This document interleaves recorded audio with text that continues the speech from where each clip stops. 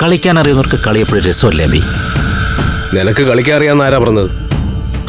നിനക്കറിയാവുന്ന മൊത്തം കള്ളക്കളിയല്ലേ? കളിക്കിടയിൽ ചിലപ്പോൾ കള്ളക്കളി ഉണ്ടാവും. അതറിയാത്തൊരു പിന്നെ കളിക്കിറങ്ങിയിട്ട് കാര്യമില്ല.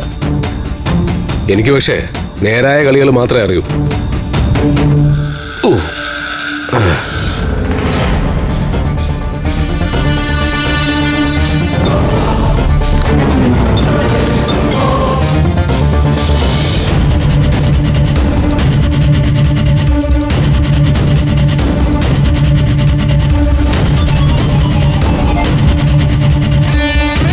അപ്പൊ എങ്ങനെ തുടങ്ങല്ലേ?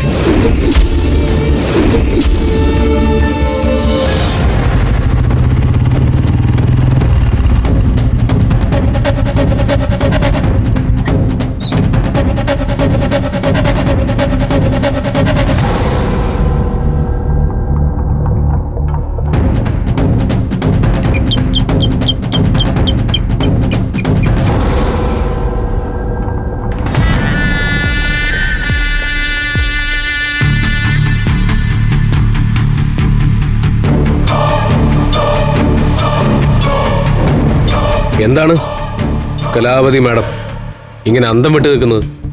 എന്നെ തീരെ പ്രതീക്ഷിച്ചില്ലല്ലേ? പ്രതീക്ഷിച്ചു, പക്ഷേ ഇത്ര നേരത്തെ പ്രതീക്ഷിച്ചില്ല. കുറഞ്ഞത് 2 ആഴ്ചയെങ്കിലും ആശുപത്രി കിടക്കുമെന്നാ വിചാരിച്ചത്. മുറിച്ചിട്ട മുറി കൂടുന്ന സൈസാ ഞാൻ. എന്നാലും ഒരു പോറലേപ്പിക്കാൻ നിങ്ങൾക്ക് കഴിഞ്ഞു. അതിനൊരു നന്ദി പറയാൻ വന്നാ കൂടെ ഒരു സമ്മാനവും തരാം. എടാ ചക്ക, നീ ഇപ്പൊ നിൽക്കുന്നത് എന്റെ വീട്ടിലാ. ഇപ്പൊ എനിക്ക് എന്തൊക്കെ ചെയ്യാൻ പറ്റുമെന്നറിയോ? വീട് കയറി ആക്രമിച്ചു എന്നും പറഞ്ഞൊരു കേസ് കൊടുക്കാം. വീട്ടിൽ നിന്ന് വിലപിടിപ്പുള്ള വസ്തുക്കൾ മോഷ്ടിച്ചു എന്ന് പറയാം. ഒന്നുകൂടെ കടന്നാൽ ഒരു സ്ത്രീയായ എന്നെ അപമാനിക്കാൻ ശ്രമിച്ചു എന്ന് വേണമെങ്കിൽ പറയാം. അകത്തായി പോന്നീ. ഈ മാനമുള്ളവരല്ലേ നമുക്ക് അപമാനിക്കാൻ പറ്റൂ? നിങ്ങക്ക് എന്ത് മാന, എന്ത് അന്തസ്? കൊടുക്ക, കേസ് കൊടുക്ക. അപ്പൊ എന്താ വേണ്ടെന്ന് എനിക്കറിയാം. അയ്യോ, മോനാകെ തെറ്റിദ്ധരിച്ചിരിക്കുക. എനിക്ക് അങ്ങനെയൊക്കെ ചെയ്യാൻ പറ്റുമെന്നേ ഞാൻ പറഞ്ഞുള്ളൂ, ചെയ്യുമെന്ന് പറഞ്ഞില്ല. കലാവതിക്ക് കണക്ക് തീർക്കാൻ ഒരു കാക്കിക്കാരന്റെ സഹായം വേണ്ട.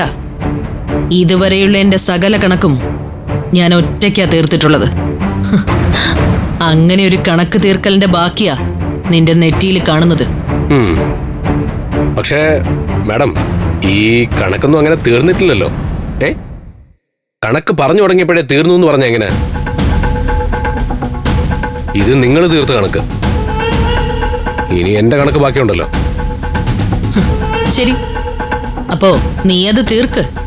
കാണട്ടെ നിന്റെ സാമർത്ഥ്യം. പരാക്രമ സ്ത്രീകളോടല്ല വേണ്ടൂ എന്നല്ലേ പ്രമാണം?